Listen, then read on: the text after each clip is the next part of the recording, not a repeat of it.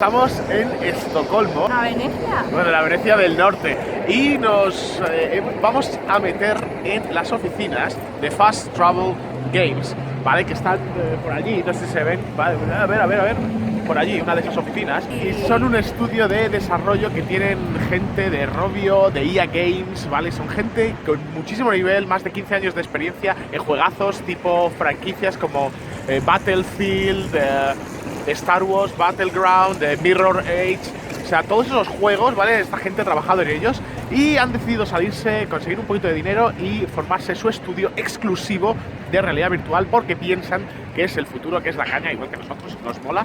Entonces, bueno, pues nos vamos a meter directamente en su oficina, vamos a ver dónde trabajan y vamos a hablar con ellos y a conocerles un poquito más en persona y ver un poquito, pues, bueno, qué es lo que... Pues dónde se cuece dónde toda, se cuece toda todo esta eso, ¿no? VR. Vamos saltando así un poquito, así, ¿no? Para allá. Sí, pero de espaldas. Vamos a la oficina, una, es que dos claro. y tres.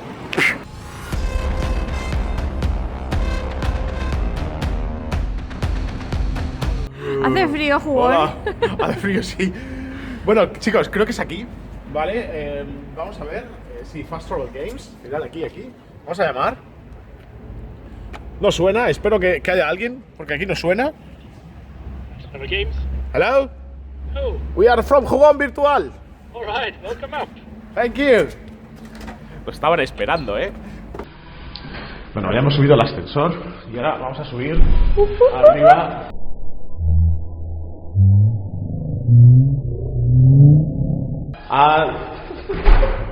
¿Estás ya? Bueno, después estamos subiendo, casi se cae Katy aquí por las escaleras. Es que fijaros qué escaleras. O sea, estamos aquí, hemos subido a la cuarta planta y después arriba, ¿vale? Aquí está. Mira, aquí. Fast Travel Games. Llama, Katy, llama. Hello. Hello. Thank you. Come on in. you. Come on. Thank you. On the door.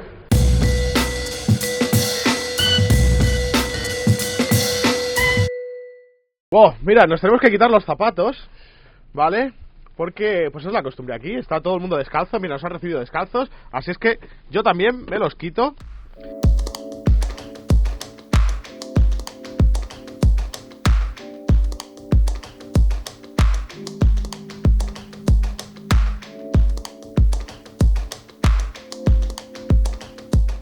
The office is like a game room also. Kind of.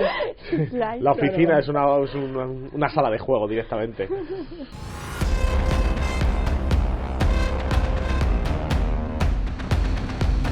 Bueno, chicos, pues ya estamos aquí con los chicos de Fast Travel Game. Vamos a hablar un poquito con ellos y nos van a contar un poquito, bueno, su experiencia desarrollando para juegos de VR, porque ya sabéis que tienen mucha experiencia desarrollando otro tipo de juegos. Y voy a hacer la entrevista, la voy a hacer en inglés, ¿vale? Os dejaré aquí los subtítulos en español, pero es que ellos todavía no hablan español. Okay, guys, let's first introduce yourself, you know, who you are and what you're doing in the Fast Travel Games. Cool. Hola. Hola. My name is Andreas Juliusson. I'm the PR and marketing manager for the company. My name is Erik Odeldal. I'm a creative director and one of the co-founders of Fast Travel Games. My name is Kim, and I'm a 3D artist working for Fast Travel Games. And I am Oskar Burman. I am CEO, co-founder, janitor, everything in between. Whatever the team needs, I'm there to serve it to the team. So that's kind of my function. So first, let me talk a bit with you about your background, because you all came from big companies like EA Games or Rovio. So I was working at DICE here in Stockholm, working on Battlefield games and Mirror's Edge Catalyst first and foremost as a design director. I was at DICE for some 10 years. That's kind of a long time, and I think I felt that I really needed to do something else. And then me and Oskar and Christopher, our third co-founder, we started talking about VR. And VR was, I mean, the first thing in a very long time that almost, I was like childlike. Yeah. It was like super excited about it. And I felt that, I mean, we just needed to do this. So yeah, because when you working in a big companies, there's no small team there. No, huge teams. Huge teams. I mean, the teams can be like 200, 300 people. And then there's marketing and there's publishing and there's basically lots and lots of people. Now, how many you are now here in Fast Travel Games? So there are 14 of us right now. So from 300 to 14, there's a big difference. Yeah? Exactly. So you came. Well, I know a little bit about you, but I let you introduce yourself. Okay. So I don't have that massive amount of experience as Eric here does. I'm actually quite new in the industry. I used to work at Guerrilla Games in Amsterdam, the ones who made Horizon Zero Dawn. Yeah, but that's quite a lot of experience already. Sorry, that's one of my favorite games. It is like experience. It was really fun working there, but I haven't been working for that many years. Actually, in fact, my first job was at Guerrilla Games after I was fresh out of school. Now I decided to go back to Sweden because I'm born here, and then Oscar contacted me and asked me if I was interested in VR. Now I'm making VR games instead. You were working, if I'm not wrong, in Salus project. I was working there as well, but that was the same time as I was actually studying. So it was like I was working with Horrendous, and he asked me if I was interested in joining in and getting some experience in making games. So I joined in as an environment artist, creating modular environments for them. Because Salus project, at the beginning, it wasn't intended to be a VR project, yeah. And it was a VR project later. But I don't know if you know, but it's one of the most popular games within the community right now. Yeah, it didn't start out as a VR game, but we did do testing for it, like because Short he had a headset for it, and he thought it was quite fun to actually be in the VR space. And then later on, when they could support VR, because you need to do a lot of optimization, and it's not as running a game on PC or a regular PlayStation. It's quite a lot of technical details you need to do in order to actually be able to run the game. And later on, he actually managed to do that, so it's quite fun to see it in VR. Yeah. Oscar, you are... Yeah, I've been around for a while. I've been working with games since the mid-90s. So I worked at EA DICE with Eric. I worked at Avalanche Studios, the creators of Just Cause. I worked at Rovio, working with Angry Birds. So there's a big spectrum there of console, PC, mobile. But ever since I was a child, I wanted to, step into those worlds that we now can in VR. So, like when VR started to happen, I felt like I need to get in there. I need to do this. This is like, the childhood dream coming true. Yes. So that's when I started talking with Eric and Christopher and founded the company. So that's when I left Rovio and started this journey. This journey. I've actually been in the video games industry for 13 years, Wow. in different marketing roles. Mostly I've had actually big budgets and big titles to work with, Okay. such as I've also been at EA DICE for a few years, working on Battlefield and Mirror's Edge. The thing is that going from Bandai Namco, my the last company I worked with, and sort of multi-million-dollar budgets in some cases, like for Project Cars 2 or Tekken 7, into VR, and a company like this it's like going back to basics a bit, because I've gathered a lot of skills throughout my years. I've pretty much done everything in different marketing roles, but this is me coming into sort of an army Swiss knife role, where I get to execute and be hands-on with Facebook and Twitter, create events like this today with YouTubers and content creators from around the world. So being very smart and passionate again. Here we are working very close together as a team, all of us, all the 14 of us. So it's really cool that everyone is on top of the marketing initiatives, and we're doing this together. So it's going back to basics, and I love the feeling. And I'm a passionate VR player as well, so it's all good. It's so good to be in this role. Yeah. You got other of your staff, or your other people working with you. They got also similar backgrounds, with experience in other companies. And so my next question was going to be why, but you already answered it. So why you made you make the fast travel games, and why VR? And I think it's pretty much the same answer. So why VR and why fast travel game is the passion about VR, right? It's like I said, it is passion based, but it's also business based obviously, because we've raised capital, and we wouldn't be able to raise capital if there wasn't a business case around this. And obviously, we are big believers in that this market is going to be huge in the future. Otherwise, we do do believe this. so too. Yeah. So I mean, it's still very early days. There's not many games out there. The platforms are still, very nascent and immature in a sense. But it's moving so fast, and just in those 18 months we've been around, there's been like, every month there's a new announcement of something happening, or the movement is very, very every rapid. month and every week. Every week, yeah. I mean, it's amazing, and Yes. I don't think it's that far off until we're going to see generation 2 of the major headsets starting to drip feed information about those. So I mean, it's a super exciting time to be in this industry. Yeah, and it's time for positioning, for make a position there, stay there. Exactly. One of the reasons I decided to apply for this role, and why I eventually accepted it as well, was the fact that fast travel games is about making proper VR experiences. So that sold the whole concept on me as well.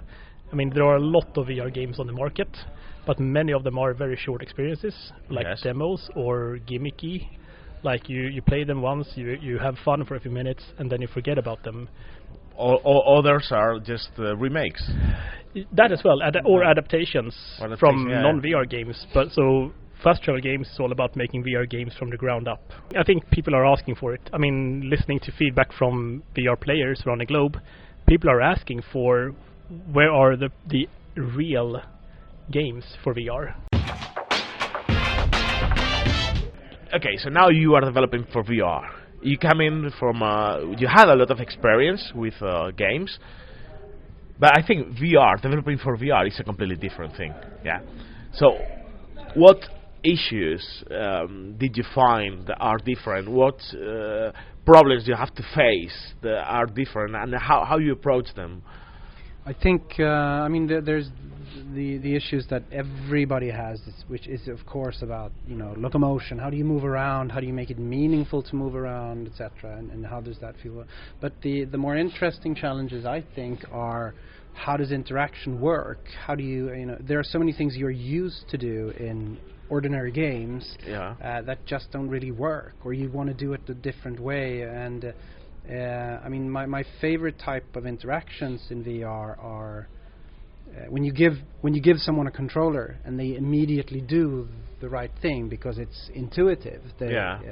And those are, I think that's when VR becomes most interesting to basically, and it's actually quite hard to understand what is intuitive, because we've been taught like 20 years playing console games, etc. that you press A, B, up, down to punch somebody in the face. So that's why my mom, she never played games, and you put her a headset and you give her controls and she knows what to do already straight away. So that's when you know that a game or experience is good designed for VR. It's an immediate thing, and I think that's what we're chasing. That's the type of designs where you actually want to do things that are intuitive, and you want to present more complex things to the player in an intuitive way, so they understand how to do it. And I think that takes. You don't really know if it works until you've tried it. I guess that. So we prototype a lot. I think that's the number one challenge. You have to try it. You cannot know. You have to try everything. And you can't know if it's going to be fun until you've actually played it. There are two more things that I think. One is art. You can talk him about it. The other one is narrative. When you want to, in ordinary games, the flat games, let's call it. Exactly. You want to have a conversation with an NPC or something. You just lock the camera. Then that's it. But you can't do that in VR. So that's one of the things. And the other one is art, because for the same reason, you can lock everything and then you set this, and in there is nothing. You don't need to draw it, because just draw whatever is on the screen. But in VR, you need to draw everything, So there is a lot of difference in performance. Like if I compare Horizon Zero Dawn graphics with the graphics we have, the style we have chosen. We can render everything on the screen on Horizon because we can choose to not render the things that are behind. But in VR, we need to actually render even like peripheries. Like you see a lot more in VR. So that's one like of the major issues, that you can't render exactly the same amount, and but still you can have a lot of polygons in VR games. The things that are most heavy are textures and shaders. Luckily the hardware is evolving too, so we're getting a bigger support there. Yeah, so like for me the only like differences in like there's actually just the shaders and texture, and then how much like extra fluff we can put on. Like a lot of it needs to be stripped off, so it needs to be a bit simple, which is also why it's great to have a bit more stylized graphic, because you can play more with shapes and colors than if we would have chosen a realistic style, because then you start to feel that things are off, because you can't really get it that realistic yet with VR. Yeah. So that's one of the reasons why we choose to have this stylization. But it's also because it feels a bit more enhancing, like to go into like a complete different world. It is like a bit cartoony, because you don't see that in real life.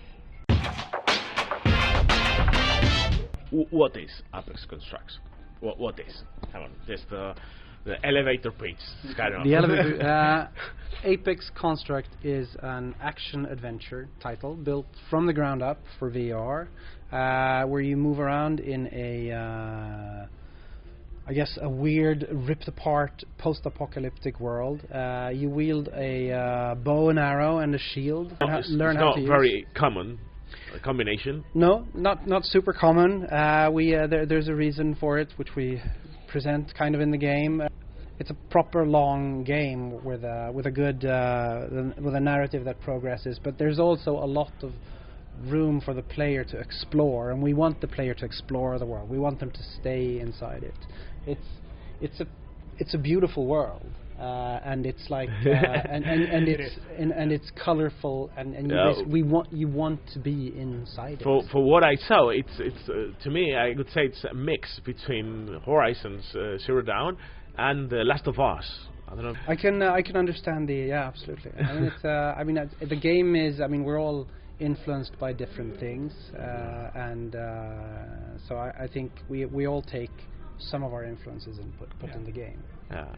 Just to be clear though, the robots and the bow were already there before I started. Yeah.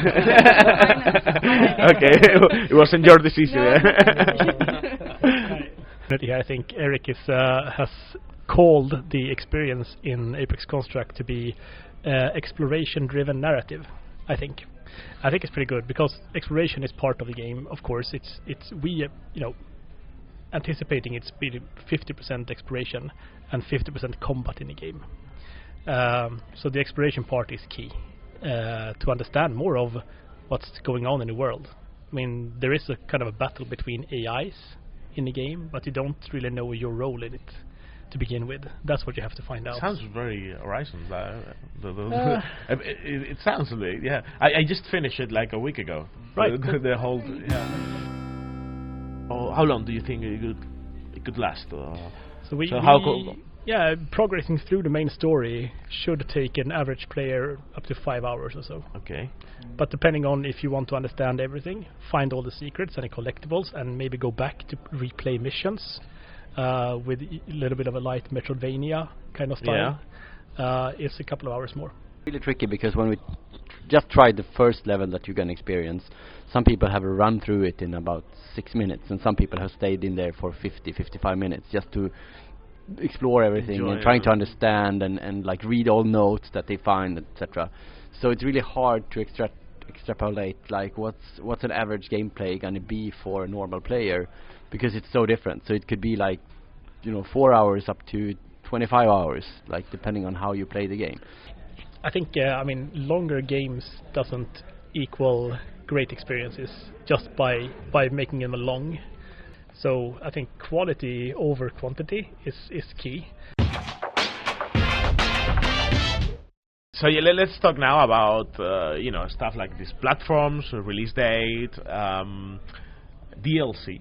That's something that people normally ask if you maybe have thought of it, and of course languages with Spanish. So sure. I mean, Apex Construct will be released on February 20 for PlayStation VR first. A month after that, on March 20, it will be released on Oculus Rift, HTC Vive, and Windows Mixed Reality. The languages. It's Spanish. It's in the You game. know, the whole Spanish community, they're watching you now. How much time do we have to launch? So, no, I think we understand the importance of being local in specific territories where the local language is sort of mandatory. So we are looking into ways of doing it. For launch, most likely Apex Construct will be in English. We do believe it's a game you can enjoy, even if you don't speak fluent English. There is a narrative part to the game, of course, and you have sort of an AI instructing you what to do in the game, but the majority of the game can absolutely be enjoyed without understanding everything that's been said in the game, I think. So we will make a push, and the community will make a push. Like say, we want the game. Yeah, we hear you loud and clear. In the Spanish. Let us know. Yeah, let us know. More voices we hear about the game. Yeah. Okay, we'll put a list and spreadsheet, and people can join there and sign up if they want the game. Yeah. Key is to listen to the players Yeah. and their sort of requests and needs. What do they want from Apex Construct after the main game is over? Happy to hear that because I'm a player. Yeah. So. Yeah, and I mean the fact that maybe you'll ask about this later, but the fact that we have actually listened to, since we announced the game on October 30 on Paris Games Week, we have listened to VR communities and players across the world, and one thing that struck us was the importance to add options when it comes to movements, yeah. Yes. Locomotion. Exactly. So that's one sort of proof that we are actually listening to the players, is that for launch we are implementing full locomotion in the game as well. It was used to be teleport first. Teleportation is still going to be the default option to move around in the game. But if you want to, you can experience the game also by moving around. Free locomotion. Yeah, and first-person shooter type of. Exactly, smooth turning with free locomotion. Yeah. There will be instances in the game where you have to teleport, like to high up ledges or stuff like that, but the majority of the game can be experienced in full free locomotion. Obviously, when it comes to DLC, we have tons of ideas, and I mean, there's so much stuff that we would have liked to get in there, but we didn't have the time. So there's a good opportunity for us to create more stuff. If the players like this game, then obviously we're going to keep creating stuff. Yeah. At the moment, it's just a single player, right? It launches as a single player game. One of the things that Fast Travel Games really wants to do is to experiment with different types of social gameplay and multiplayer things. So that's, I think we're going to look more into that into the future. Maybe not for that game. Or we'll see. I mean, we'll see. We have some ideas. So post launch, who knows what Apex Construct is going to be? Like Oscar said, there's tons of ideas. There's locations we could show the player, or the game game modes, or tons. We have so many ideas basically. So we'll see what happens there. Okay, so definitely looking forward to try it and play it till the end. Just to finish with, you're thinking of more games. This is not gonna be your only game, I guess. No, absolutely not. No. We're all thinking. The whole studio is thinking about ideas for the next game. And right now the focus is to finish Apex Construct, get it out the door, look at what we need to do for post-launch, and also at the same time start working and prototyping ideas for the next title. Okay. Which is also going to be a VR-only title. So you're definitely not moving out from VR. No, definitely not. Definitely not. That's good. That's good. So we will hear more from you. Yeah, absolutely. So thanks a lot, guys, for inviting us here, for seeing you here, for having the opportunity of meeting you, to see your cave, where the magics happen, and they just looking forward for more events like that and more games, and hopefully you'll have a success, and so we'll see you soon. Yeah. Thanks. Thank you. Thank you. Bye. Bye.